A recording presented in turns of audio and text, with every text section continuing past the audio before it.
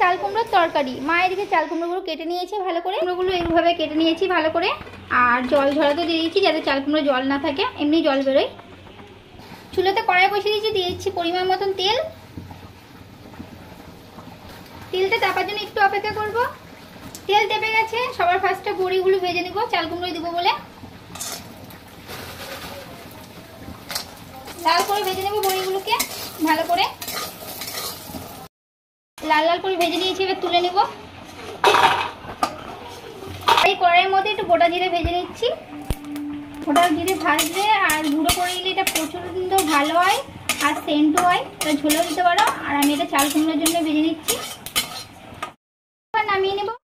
এর মধ্যে দিয়েছি পরিমাণ মতন তেল, তেপে গেছে। এর মধ্যে দিয়েছি তেজপাতা, শুকনো লঙ্কা ফোড়ন, আর দিয়েছি গোটা জিরে ফোড়ন, আর দিয়েছি চাল কুমড়ো।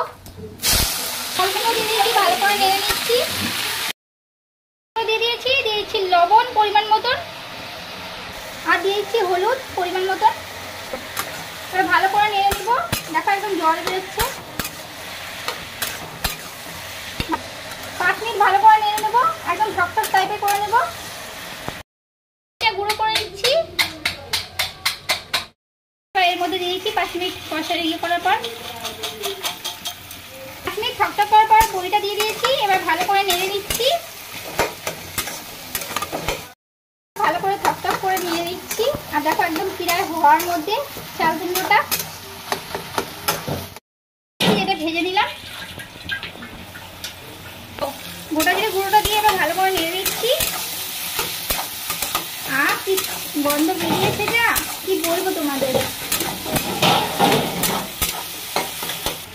দিয়েছি চিনি পরিমাণ মতন। চিনিটা দিলে প্রচন্ড স্বাদ হয় আর তরকারি অনেক টেস্টি হয়।